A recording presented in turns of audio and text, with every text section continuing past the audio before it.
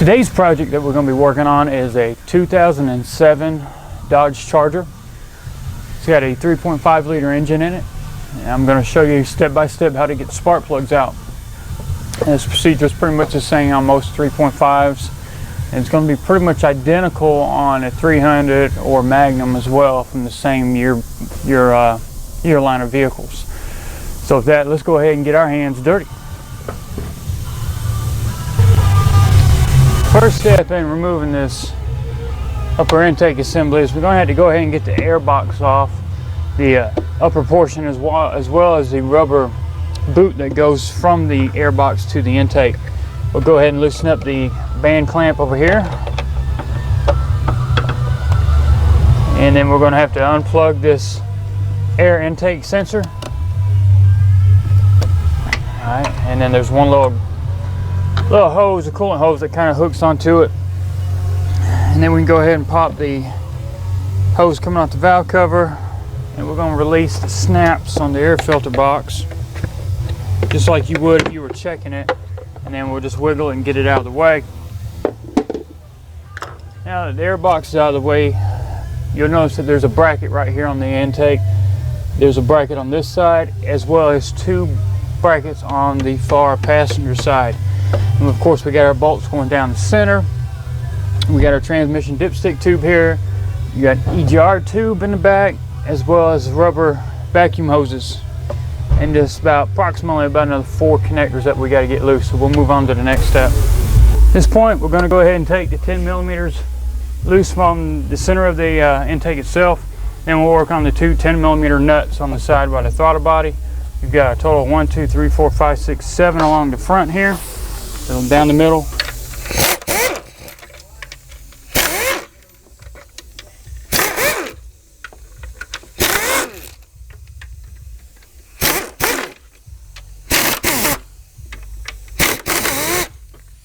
They're pretty long bolts. I usually like to pull them up, turn them a couple times, so you don't want to keep dropping down. So as you're trying to get the intake off and moving, you don't want them to keep dropping into the intake and stop it where you are. So I like to go ahead and get them up. That way it's free to move without anything getting in the way.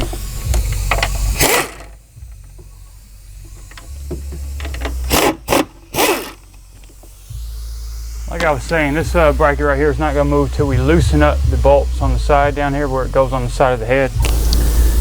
I'll go ahead and disconnect the runner valve solenoids, the connectors for them. They have a what I call dual stage. They have a red lock on them. For example, this one you need to slide up. Same thing on this side. This one's actually slid up already. And then you squeeze in on the lock itself, pull it off. Move over to the other one, pull it off. So now we've got those two connectors disconnected. Here's your map sensor, and we got basically the same thing again. It's a two-step process of getting the connector off. We've got the red lock right here. Now this one sometimes doesn't want to come out like it's supposed to, but you can try to get a screwdriver in there and kind of pull it. And then also sometimes when you go to squeeze, it doesn't want to come out too well. So I actually use a screwdriver to get under the front of the connector to get to that lock. And try working it loose. There we go. So now we got the map sensor disconnected. Now we still got the two 15 millimeters down here holding the bracket in place. So I like to use a 3/8 flex head with a 15 millimeter socket to get down in there. It's a little tight squeeze.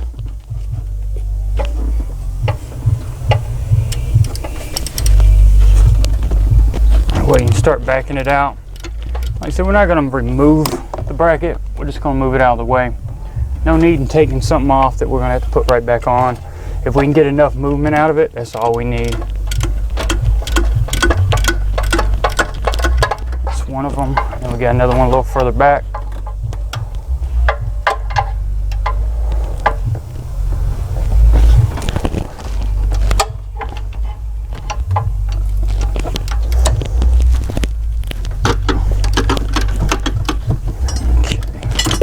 See if we can get it the rest of the way by hand. Back that one out. And then you just keep checking until you got enough movement. There we go. Now we got the bracket out of the way. We can move on to the connector for the electronic throttle body. It's the same kind of basic style. It's got a lock that slides out, and then squeeze the end if you can. There we go. Now we got that disconnected. That's basically everything that's electronic that's on the car that we've got unplugged now. Now what we do is we'll move over to the other side. On the passenger side, you can get the 2 brackets that hold the intake to the head. Now the 2 brackets on the passenger side, they're held on to the heads, or excuse me, the upper intake with 2 10mm bolts, or nuts in this case. The nuts themselves won't give you enough room to move the bracket out of the way. However, once you get them off, we need to go to the bottom of those brackets, and we need to back out the 2 15mm bolts, and then that should give us plenty of room to work with. We've got the 2 10s are off now. Now we'll follow them down to where they go to the base, and we'll use a wrench. You're gonna have to use a wrench on this forward one because there's another bracket in its way. So just get you a regular old wrench and start taking a little time backing it out. Hopefully it starts loosening up enough where you can do it by hand at one point, as long as you can get your hand down in there. And then start messing with it till you finally get enough slack where you can move the bracket out of the way. That one's off. Now we'll just do the back one.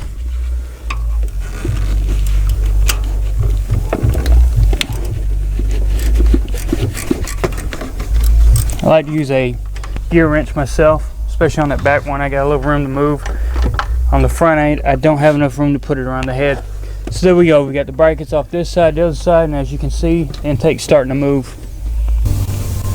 At this point, the only thing that's stopping us from getting this intake is we still got the transmission dipstick that's coming up through this opening here. I'm moving it around.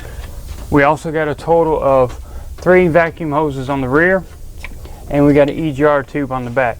Now the EGR tube just slides into the back of the intake. It's not held in for any bolts or anything. It's a long tube with a rubber seal. So what we do is we'll start working on getting the back vacuum hoses off, and then I'll show you about getting that dipstick tube out. It's actually only held in with 1 bolt on the side of the transmission, so I recommend unbolting it from there and just moving it out of the way. Some people can still fight to get the intake out. I personally don't like to because it's too much movement. It's a little hard to get to. Some days it's easier, some days it's not. Plus you still got to fight with the EGR tube on the back.